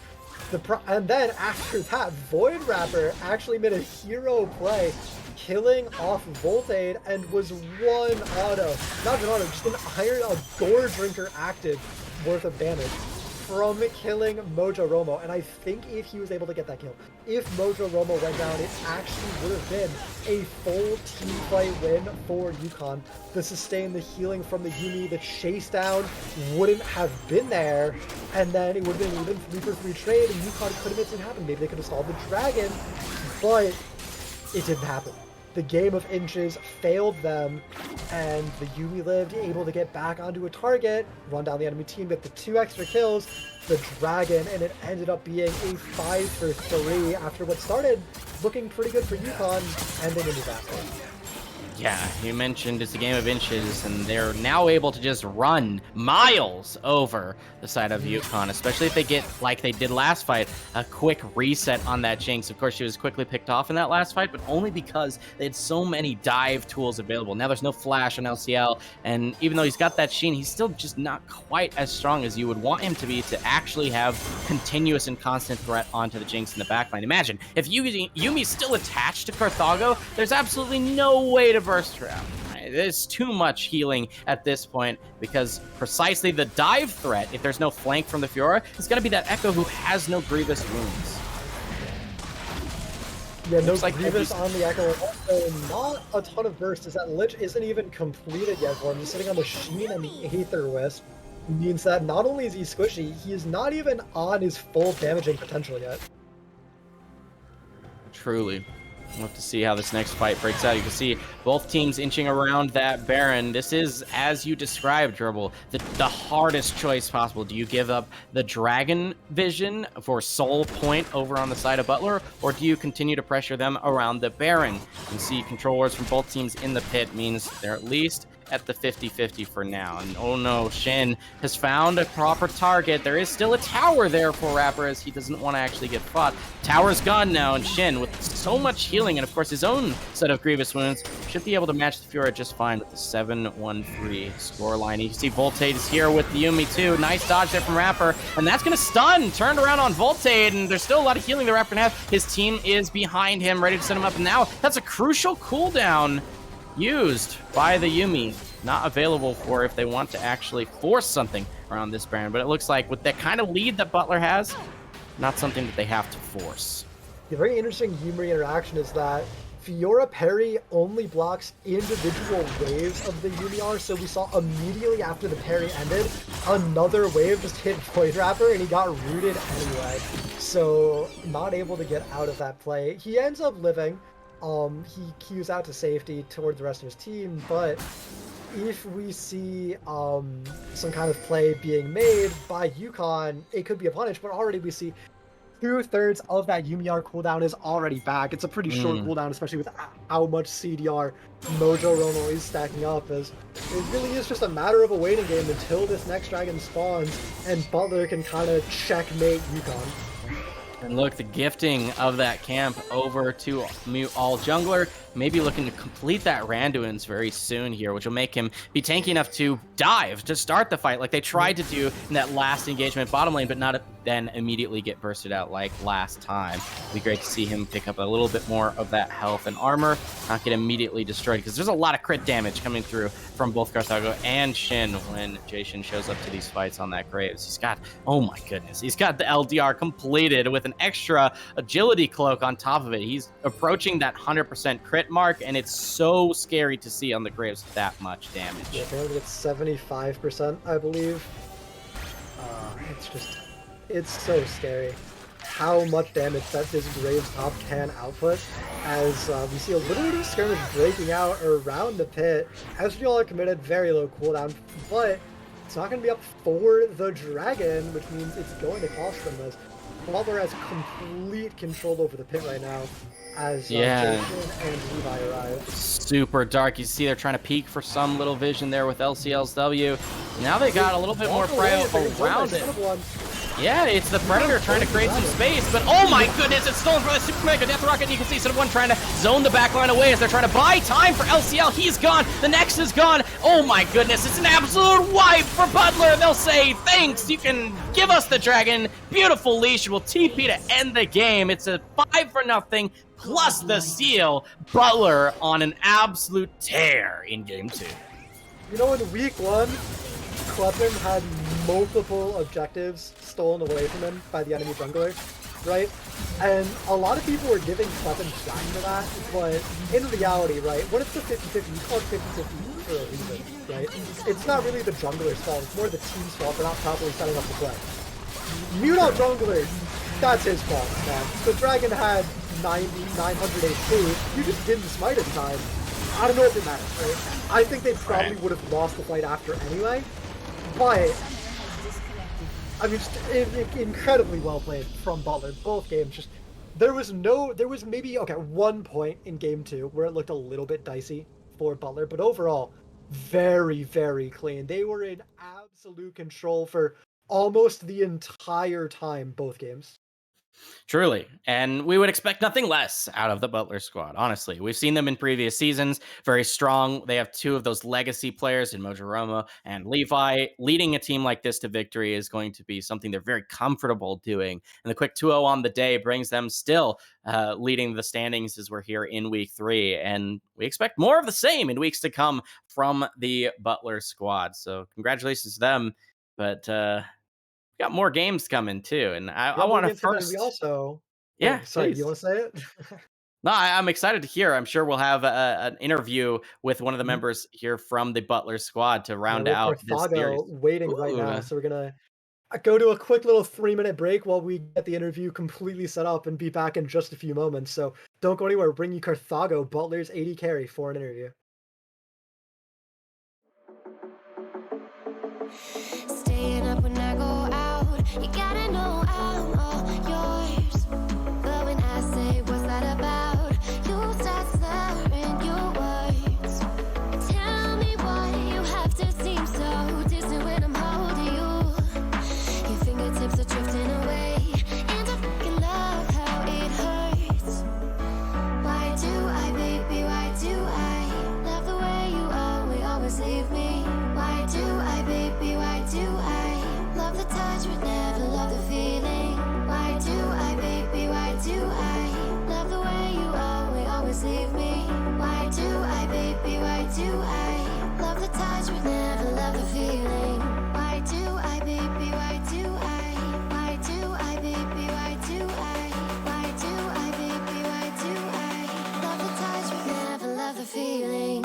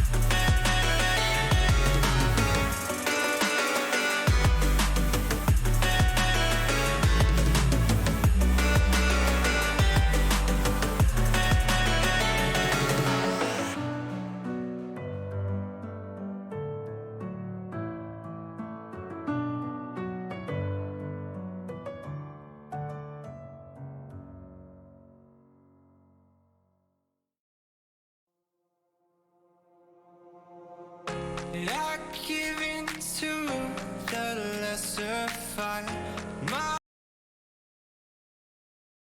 Hello, everybody. I'm still Toxic Herbal, and I'm joined by Superman, and I am also joined right now by Carthago, the AD carry for Butler, who just had two really good games back to back against this UConn lineup. So, how you doing, man? You're coming off a hot win. Both those games look really good.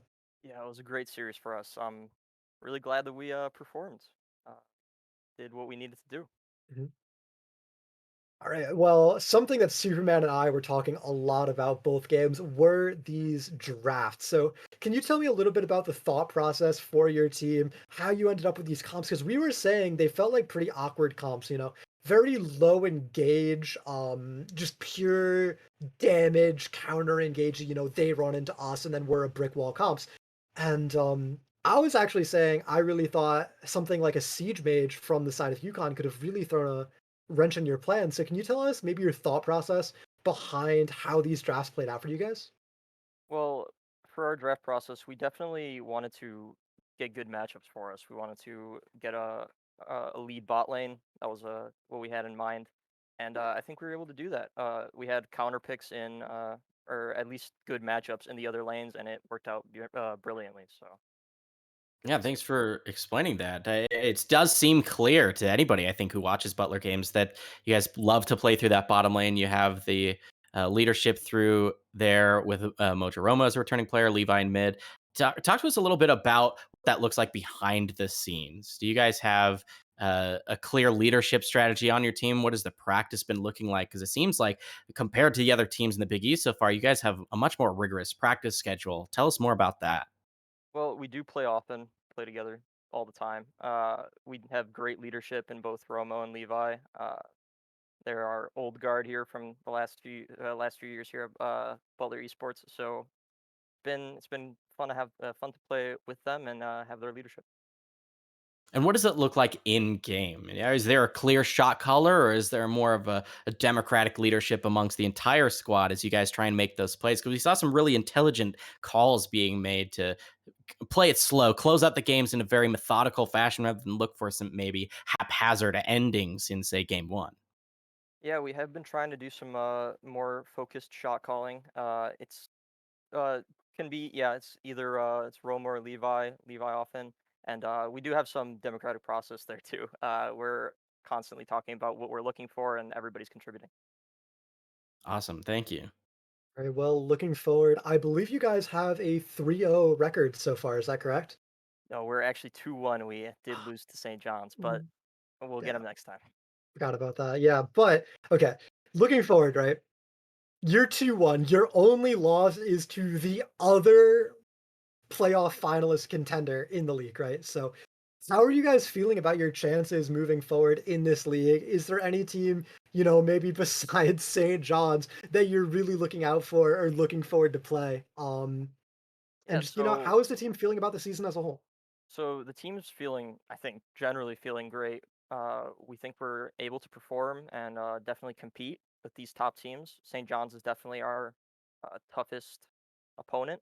But yeah, we'd also like to see DePaul. They were good last year, as far as I know, and also Seton Hall looked pretty good in a few games. So those teams we're looking out for.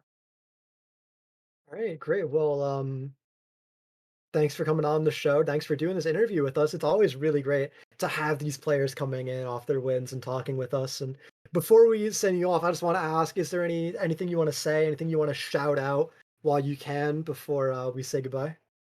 Yeah, shout out to my teammates, especially June on his Graves today. Played great. Mhm. Romo, best support in the league. My family watching. We had everybody playing really well. We had Butler, Voltade, and Levi doing great. So yeah, All right, good to hear your family supporting. That's something that's not too common in esports. You don't usually get families watching the broadcast in the same way we do with, the basketball teams or something. So it's always really great to hear that you've got that going on. And with that being said, we are going to go to a break while we set up our next match. Thank you so much, Carthago, for coming on the show.